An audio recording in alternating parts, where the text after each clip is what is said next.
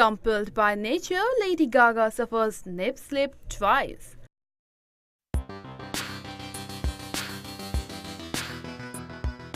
The mother monster Lady Gaga bursted out of her sequin dress on the 2015 Grammys red carpet. Pop star suffered a major wardrobe malfunction when her dress slipped from the front and gave us an eyeful of her assets. Gaga not only suffered slip once but twice.